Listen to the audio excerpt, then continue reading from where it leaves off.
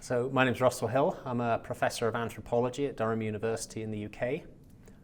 My research has largely focused on the behavioural ecology of primates, and recently we've become particularly interested in understanding the nature of human-wildlife interactions and the interactions between the primates and many of the local farming communities in South Africa where I work. Primates are incredibly intelligent, particularly the baboons and vervet monkeys that we focus on. They're incredibly adept at overcoming methods of exclusion from crop fields where we know they can have a massive impact on the livelihoods of the farmers. So for a number of years we've been trialling ways to support the farmers to keep the primates out of the crop fields and look at ways of mitigating that sort of human-wildlife conflict.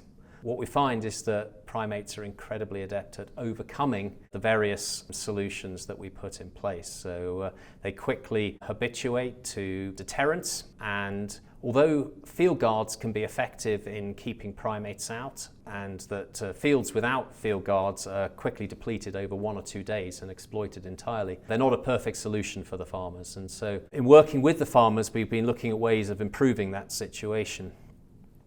And one of the narratives that comes back from the farmers is that there are just too many primates, and that they recognize that over the last couple of decades that the number of baboons in particular, the size of those baboon populations has increased exponentially. One of the things that they tell us, or one of the things that they have advocated for, is that they could see contraception as a route to potentially controlling that, because they recognize that they're farming alongside wildlife. They don't want to use lethal control methods, or the majority of farmers don't want to use lethal control methods, and so this is an opportunity for them, they see, to help control the numbers without needing to resort to that lethal control. So Wildlife Fertility Control offers the farmers a means of potentially reducing the population size without having to remove what is a natural part of the ecosystem from their environment. And so they see this as a means of reducing the impact of the primates on their livelihoods and on the crop depredation that they suffer without actually having to exterminate the primates from the region. This will be the first time that we've worked on this sort of project. So it's been something we've been building towards for a while, because it is something that the farmers identify as something that they would like to see explored.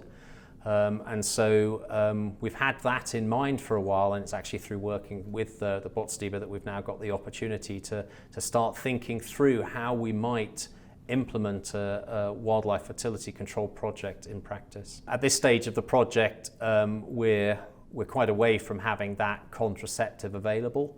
We're looking very closely at the work that Giovanna's been doing with the grey squirrels, for example, as a possible route to an oral contraceptive that we could then use, providing we can get a bait delivery system that we're confident in can be targeted specifically at the primate species. And of course, one of the other advantages of the delivery system that we're working on is that obviously it could be used for other sorts of to administer other types of medication, for example, in the event of disease outbreaks and things. So the research that we're doing at the moment, whilst motivated by the potential of a bait delivery system for contraceptives, could have other applications in future. One of the next stages of the work that we would like to develop is actually looking at those perceptions, see what people feel about wildlife contraceptive programs, because whilst baboons and vervet monkeys in crop fields are one dimension of human-primate conflict in South Africa, there are really challenging problems around urban baboons in Cape Town that are very high profile in the media. There are very challenging problems with baboons in commercial forestry plantations that are very high profile in the media. To view, I think the wildlife fertility control is a method, but actually bringing together a community of people that actually work on these sorts of issues, look to use this method as a means of reducing negative human-wildlife interactions, drawing on the expertise and the experiences of that community is an incredibly valuable resource.